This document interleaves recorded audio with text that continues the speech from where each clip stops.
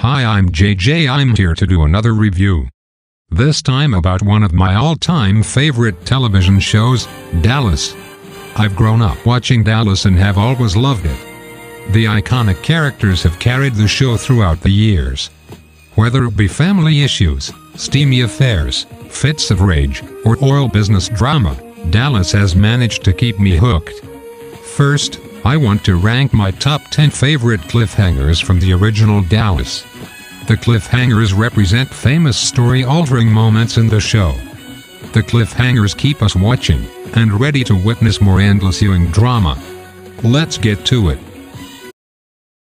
Number 10. Season 9, Bobby Returns from the Dead. This cliffhanger sparked surprise and outrage from fans everywhere. No one was expecting to see Bobby Ewing in the shower after his death earlier in the season. What made this cliffhanger even more shocking was that the entire season was a dream. All of the characters, new and old, their storylines, and developments were now in a moment's time, non-existent. This also brings up some unexplained loopholes and perspectives with the characters. One being that since all of the events that occurred in Season 9 were a dream, why was Pam dreaming about some of these characters in the first place? Particularly, why was Pam dreaming about JR and his affairs with other women? Some of the events that happened with JR and women are odd things to dream about from Pam's perspective. It leaves me wondering, is she a perv? Obviously, no one would believe her to be one, but no one thought about this idea. Who dreams that much about JR? The reasoning behind her dreams are never explained. But rather, the producers just wanted an excuse to get Bobby back on the show. Whatever ratings were already declining, were about to be accelerated once the show aired. Number 9. Season 5. Cliff Barnes in the hospital. This cliffhanger was interesting because it tied in all the drama and guilt into one moment. Cliff had asked Sue Ellen to marry him, and Sue Ellen ultimately decided to marry JR instead. This was heartbreaking to Cliff, who attempted to kill himself by overdosing on pills as a result of the rejection he was facing. I don't think that he did what he did just because of losing Sue Ellen, but rather it was also because she had chosen JR over him. After all the pain JR had caused both Sue Ellen and Cliff, just the thought of Sue Ellen choosing JR instead of him was something he could not understand or accept. At the very end of this episode, Cliff lies unconscious in a hospital bed. Sue Ellen kneels by his side, and JR is also there. Sue Ellen decides she could not marry JR if Cliff dies because the guilt would overwhelm her even more than it was already. The screen fades to black as the audience waits to see if Cliff would wake up. We are left wondering if he was going to die, or if he would live. And not only that, but if Theron would be a marriage between JR and Sue Ellen depending on Cliff's life or death. Number 8. The miniseries finale. Pam falls from the barn. I want to start by mentioning that I felt that this cliffhanger was not as dramatic as the subsequent cliffhangers in the show. This episode gave viewers a small peek into what Dallas cliffhangers could truly evolve into. It appears to be the weakest cliffhanger, because all the future cliffhangers would build upon this one, becoming stronger and more dramatic over time. However, this doesn't necessarily mean it was the worst. The cliffhangers from seasons 11 to 14 were more dramatic, but they came out when Dallas seemed to be dragging on for too long. So even though this particular cliffhanger is not as dramatic, it did spark the beginning of a new Ewing era of soap opera success. Because this was the first season, or miniseries season of Dallas, the show focused on building the characters and introducing their lives, struggles, wants, and needs. What I learn about the characters in this season makes me grow to love them, whether they be good or bad. I think that as the series advances, and we watch these characters develop even further as they encounter new and old problems, the cliffhangers become much more intense. The characters have more flaws and more to lose. And since we have grown to know these characters for a longer period of time, we as the audience feel the same way. In terms of the content of this episode at hand, the way certain characters are portrayed in this season differs from how they change later on. For example, the original idea for the show was to focus on Bobby and Pam's relationship, with a Romeo and Juliet type scenario. There are two families that have a strong dislike for each other. A boy from one of the families falls in love with a girl from the other family. Their love sparks outrage in their families and drama emerges. At this time, while Bobby and Pam's relationship takes center stage, JR is a less significant character. The show at this time did not have intentions to have JR's character be what it later became. JR in this season was more tamed. It wasn't until JR became center stage that the show became more dramatic. JR's habits, as we learn more about them, bring crisis, thrill, and life-changing moments to the Ewing family. Not to mention Cliff Barnes, which in turn gives us, the audience, more intensity in the cliffhangers. Either way, it is interesting to see how far Dallas has come over the years. Number 7. Pam's car accident. This cliffhanger was more than what was seen on TV. Victoria Principal, the actress who played Pam, had decided she would leave the show. Writers had to create a way for her to leave, and this random accident was their way of going about it. There is a debate over why Principal left the series. Some argue that she left because she wanted more money, asking to be paid the same amount as Larry Hagman. Principal claims that she was offered more money to stay, but had ultimately decided it would be best to move on. She felt that staying on the show would limit her career, and she wanted to take on new job opportunities. She loved the show, but knew she would have to leave eventually if she wanted to grow as an actress.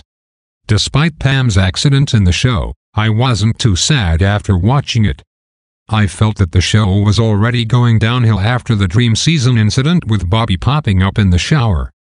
Her accident was random and completely reflected how the actress portraying her was leaving the show. I wanted to rank this cliffhanger in the top 10, because it marked the exit of one of my favorite characters, despite the circumstances. Number 6. Season 6. The South Fork Inferno. At this time in the show, it is already discovered that Ray was actually JR's brother. This caused a great amount of tension between both of them, and most likely also contributed to why Ray had the courage to confront JR about all of the serious problems he had caused. Ray's nephew Mickey was on life support from a car accident he had with one of JR's enemies. This was the last straw for Ray, and he was intent on killing JR. I have to admit though, just the thought of this scene gets me laughing non-stop every time. Something about Ray. Maybe it's that he's a loser. Before I go into that though, here's what happened. At the end of the episode, with Sue Ellen and John Ross asleep upstairs, JR stands alone thinking about his family and everything that's happened. Ray enters the room and a fight breaks out between them. JR throws a candle holder at him and misses. Instead it knocks over candles across the room and a fire breaks out. Ray and JR are distracted by their rage and continue fighting, and fail to realize that a fire is beginning to engulf their home. When JR knocks Ray unconscious, because Ray sucks, he makes a run for the stairs, calling for Sue Ellen and John Ross. The ceiling begins to fall, and part of it manages to hit JR, sending him to the ground.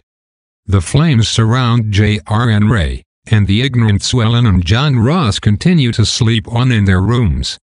We as the audience are left wondering what will happen. Will someone die? What will happen to the house? Like I mentioned before, something about Ray is just so funny. Maybe he's not the best actor, or maybe it's just his face. Either way, I still really enjoy watching this episode. To me, this is the epitome of classic Dallas. Number 5. Bobby dies. I don't really know what to say about this cliffhanger. After all, it didn't really happen, and Bobby didn't actually die. As we know, it was all a dream. However, it was still an episode that aired, and I still have some opinions about it. The writers, just like with Victoria Principal's character, needed to find a way to have Patrick Duffy's character leave the show since Duffy wanted to move on. And just like with Pam, it was decided that Bobby Ewing would die after being hit by a car. But I propose a better idea of what they could have done. What if instead of having Bobby die, he went missing instead? This would be a way to have Duffy leave the show, while also leaving a window of opportunity open for if he ever decided to return. And we all know that he did. It also makes it so the whole season wouldn't have had to be a dream if he did return. Whether it be that his character had been kidnapped, or if he simply decided to go on his own accord, it would have been a better option. Either way, it was still a dramatic ending. The thing is, I already knew that Bobby would be coming back because I didn't see the episodes as they came out new on television, but rather years after they were released. I had heard from other people that this season was a dream, and I knew what was coming. So any emotions that someone might have experienced when the episode was originally released on television were different from my own. I know that many people were sad and angry at the death of Bobby, especially since Pam and Bobby were going to get remarried. Everyone wanted them to be together again, since they were the original couple from the very first episode. His death was unexpected, and his return was even more unexpected for those who did not know the outcome. I wish I had seen the show when it originally released on air. I have seen the new Dallas when each new episode aired on television. But I've always wanted to see the original Dallas as it aired. Number 4. Season 1. Sue Ellen in the hospital. Just like I knew that Bobby was going to die and that his character would return, I also knew who Sue Ellen's baby's father was before I saw the episode. In this cliffhanger, Sue Ellen, who is in a sanatorium with her unborn child due to drinking reasons, escapes and crashes her car, putting her and the baby in the hospital. Doctors remove the baby by C-section, and the two fight for their lives. From the beginning, Sue Ellen thought the baby belonged to Cliff Barnes, and so did he. It isn't until the next season that we discover that the baby is actually J.R.'s son, who is then named John Ross. However, in this particular episode, both J.R. and Cliff are worried about the fate of Sue Ellen and the baby. The episode ends with J.R. by Sue Ellen's side, wondering why they had never got along, and hoping that she would be okay. It was nice to see J.R. have emotions towards his wife. He cared about her, and wanted her to live. Especially now that he knew she had a child, he wanted to be sure that his family would be safe. He says that Sue Ellen has to live. It's refreshing to see him feel this way. Number 3. Season 4. The Dead Body in the Pool. This season involved a lot of drama between Sue Ellen, J.R., and J.R.'s mistress Kristen, who also happens to be Sue Ellen's sister. As a result, Sue Ellen moves out of the house to live at Southern Cross Ranch. In this cliffhanger, Cliff returns to South Fork to speak with Bobby. Once he arrives, he spots a body floating in the pool and jumps in. Upon holding the dead woman in his arms, Cliff gazes up towards the upper balcony and sees J.R. standing there. The part of the balcony where he is standing is broken, and we are left to assume that J.R. might have pushed her. After Cliff notices this, he says, "He's dead, you bastard." Then the episode ends. This episode aired during a heightened time in the Dallas era. It was only the 4th season, and I wondered what Dallas would do next. As the show progressed over time, the season finales and cliffhangers were less shocking. These last few cliffhangers that I'm going to discuss are the best ones, not just because of the content, but also because of the heightened era that they were in. Now back to the dead body. We all wondered who it was. Not only that, but why was this person dead in the first place? Who had the motivation to do so? It was later revealed that the body was Kristen, and she had died from falling off the balcony after taking drugs. I like this cliffhanger because I love how Cliff thinks J.R. is a murderer. J.R. may be bad, but is he really capable of murder? This was a question we wanted answered. At this moment, Cliff truly thought that J.R. had killed Kristen. I enjoy this moment because the characters involved are just as surprised as we are to discover this series of events. I don't remember if J.R. thought Cliff had killed Kristen, but I do know that JR was also surprised by her death. However, in the cliffhanger, the dynamic of how these moments played out made it seem as if JR was somehow involved with her death, and I love these types of scenarios. Number 2. Season 7. Bobby gets shot.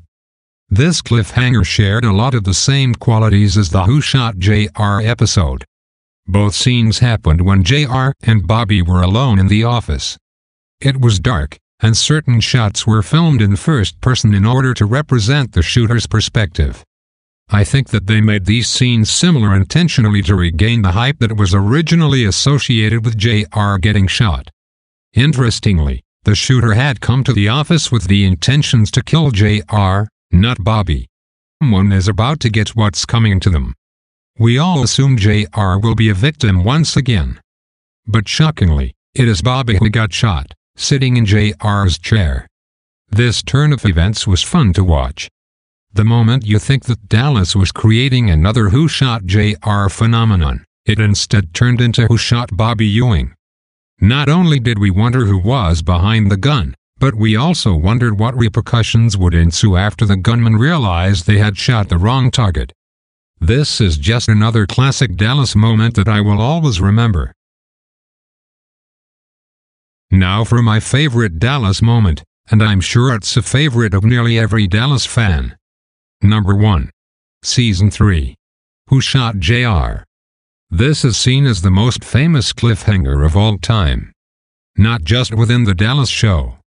At this point, JR has managed to make enemies with what seems to be nearly every character on the show.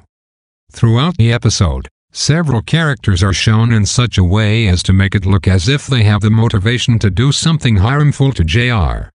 When JR falls to the ground in his office, after being shot 2 times by an unknown assailant, the audience is dying to know who done it. It could have been anyone, and even the actors didn't know who was going to be responsible. This episode of Dallas was the highest-rated television show in the history of America, with nearly 83 million people tuning in. Not only this, but this cliffhanger jump-started other shows ending their seasons with cliffhangers as well. Who Shot JR had a legacy of its own. It was spoofed by several other television shows including The Simpsons, The Jeffersons, SNL, and others. The presidential candidates at the time also made comments in regards to the show, making stabs at each other while referencing the show.